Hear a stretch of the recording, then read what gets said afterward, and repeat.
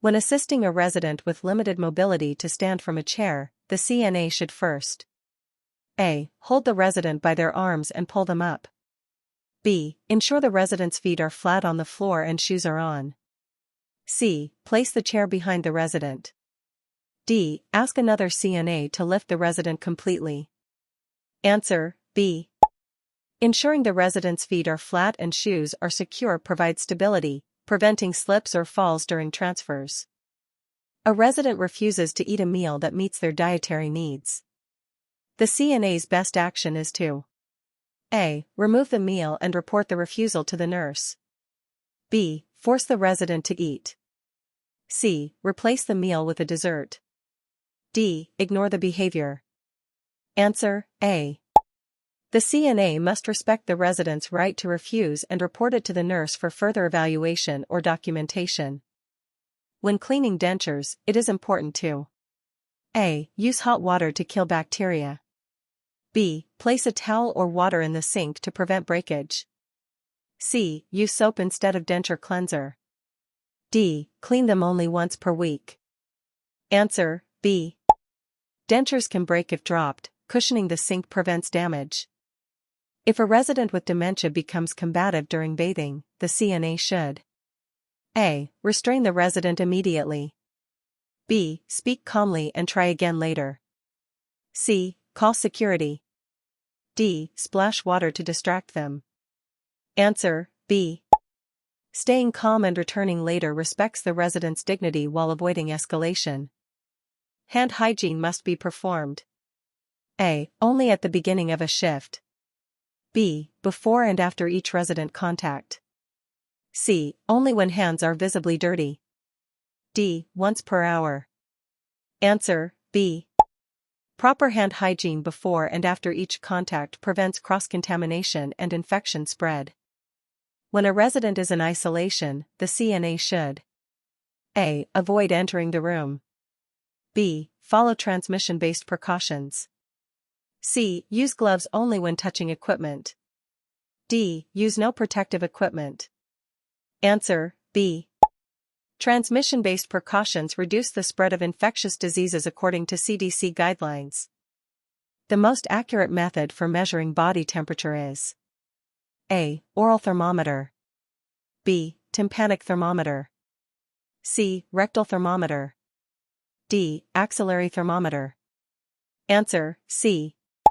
Rectal temperature provides the most accurate core body temperature, especially for critical care residents. When recording vital signs, the CNA should A. Estimate values if unsure. B. Record exactly what is observed. C. Round up all results. D. Wait until the end of the day to document. Answer: B. Documentation must reflect factual and accurate measurements without assumptions or estimations. To prevent aspiration during feeding, the CNA should A. Feed the resident quickly. B. Position the resident in an upright sitting position. C. Offer fluids before each bite. D. Allow the resident to lie flat. Answer: B. Sitting upright helps prevent food or liquid from entering the airway. When communicating with a resident who has a hearing aid, the CNA should A. Speak loudly from across the room. B. Turn off background noise and face the resident. C. Remove the hearing aid before speaking. D. Use gestures only. Answer: B. Reducing noise and maintaining eye contact enhances communication clarity. The primary purpose of using standard precautions is to A. Protect the resident only. B. Protect both staff and residents from infection. C. Eliminate all microorganisms. D. Replace isolation protocols. Answer: B. Standard precautions are universal to prevent transmission of pathogens between everyone. A CNA notices bruises on a resident's upper arms during bathing. The best response is to A. Ignore it since the resident is elderly. B. Report the finding immediately to the nurse. C. Ask the resident's roommate about it. D. Try to cover the bruises with clothing. Answer: B. Suspicious bruising may indicate abuse and must be reported per legal and ethical standards. When a resident starts choking while eating, the CNA should first A. Leave to get the nurse. B. Attempt the Heimlich maneuver if unable to speak or breathe. C. Give the resident water. D. Pat their back repeatedly. Answer, B. The Heimlich maneuver, abdominal thrusts, can remove an obstruction when the resident cannot breathe or speak. Before repositioning a bedbound resident, the CNA should A. Move them quickly to reduce effort. B. Lower the head of the bed and lock the wheels. C. Pull without asking for help. D. Raise the bed to its highest level. Answer, B. Locking the bed ensures safety and stability during repositioning. The correct order for removing PPE is A. Gloves, gown, mask. B. Mask, gloves, gown. C. Gown, gloves, mask. D. Gloves, mask, gown. Answer, A. Removing gloves first prevents contaminating the face or body with pathogens. A CNA finds a resident lying on the floor.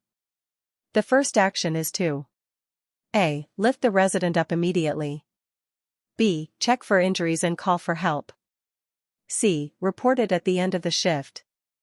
D. Leave the resident and find another staff. Answer, B. Safety and injury assessment come first before moving or reporting. The CNA's role in maintaining confidentiality is to A. Discuss patient issues only with staff involved in care. B. Tell family members everything. C. Share updates on social media. D. Store personal notes in public areas. Answer, A. Confidentiality laws protect resident information and restrict sharing to authorized personnel. A resident's care plan states NPO. This means A. Nothing by mouth. B. Normal positioning only. C. Needs personal observation. D. Nutrition plan optional. Answer, A. NPO is a medical abbreviation meaning the resident must not consume food or liquids orally. A CNA should avoid using restraints unless A. Ordered by a physician and approved by nursing staff. B. The resident is angry. C. The CNA decides it is safer. D. The family requests it. Answer, A. Restraints require medical authorization and must comply with residents' rights regulations. When changing an occupied bed, the CNA should A. Leave the resident without a blanket. B. Keep one side rail up for safety. C. Move all linens at once. D. Avoid talking to the resident. Answer, B. Side rails prevent falls and maintain safety while turning or repositioning. A resident's pulse is irregular. The CNA should A. Document it as normal. B. Report immediately to the nurse. C. Recheck after 1 hour. D. Ignore it if the resident feels fine. Answer, B. Irregular pulse can indicate cardiac problems and must be reported promptly. The CNA notices a resident's call light has been on for several minutes. The correct action is to A. Wait for another aide to respond. B. Answer it as soon as possible. C. Turn it off without entering. D. Assume it's not urgent. Answer, B. Prompt response ensures resident safety and builds trust in care. To prevent back strain during lifting, the CNA should A. Bend at the waist. B. Use leg muscles and keep back straight. C. Twist quickly. D. Hold the resident away from the body. Answer, B. Using leg muscles and keeping the load close reduces risk of injury. A CNA observes another aide verbally scolding a resident. The CNA should A. Report the incident to the nurse immediately. B. Ignore it since no one was hurt. C. Join in to calm the resident. D. Speak to the aide privately only. Answer, A. Verbal abuse violates resident rights and must be reported without delay. During perineal care, the CNA should clean A. From back to front. B. From front to back. C. In circular motion randomly. D. Without gloves. Answer, B. Cleaning from front to back prevents fecal contamination and infection. When taking oral temperature after drinking hot coffee, the CNA should: A. Take it immediately. B. Wait at least 15 minutes. C. Use a rectal thermometer instead. D. Estimate the temperature. Answer, B. Hot or cold beverages alter oral temperature accuracy. Waiting allows normalization. The best way to identify a resident before providing care is: A. Ask the roommate. B. Check the identification wristband. C. Call the resident by first name. D. Ask visiting family. Answer, B. Wristbands provide verified identification, ensuring correct care. A CNA should report which of the following immediately? A. Resident sleeping after lunch. B. Skin tear or open wound. C. Resident watching TV. D. Appetite for dessert. Answer, B. Open wounds increase infection risk and require prompt attention. To maintain dignity during toileting, the CNA should: A. Close the curtain and provide privacy. B. Leave the door open for air. C. Rush the resident. D. Skip hand hygiene. Answer, A. Privacy promotes dignity and emotional comfort. A resident with left-sided weakness should have items placed: A. On the right side. B. On the left side. C. Far from reach. D. On the floor. Answer, A. Placing items on the stronger side promotes independence and safety. The CNA observes cloudy urine during perineal care. This should be: A. Ignored as normal. B. Reported to the nurse immediately. C. Flushed without comment. D. Cleaned again. Answer, B. Cloudy urine can indicate infection. It requires prompt reporting. Before weighing a resident in a wheelchair, the CNA should: A. Subtract the wheelchair's weight. B. Leave all items on the chair. C. Estimate total weight. D. Weigh after meals only. Answer, A. Accurate measurement requires accounting for wheelchair weight. To prevent pressure ulcers, the CNA should: A. Reposition residents at least every 2 hours. B. Keep the resident in one position. C. Rub reddened areas. D. Avoid using pillows. Answer, A. Regular repositioning maintains circulation and prevents skin breakdown. When documenting care, the CNA should: A. Record after each task is completed. B. Fill all records at shift end. C. Write only positive information. D. Use correction fluid if errors occur. Answer, A. Timely and accurate documentation ensures continuity and accountability in care. If a resident begins to fall, the CNA should: A. Try to hold the resident upright. B. Ease the fall by guiding the resident to the floor. C. Run for help. D. Pull the resident up quickly. Answer, B. Controlling the fall minimizes injury risk. A CNA finds a resident smoking in a non-smoking area. The best response is to: A. Take the cigarette away immediately and scold.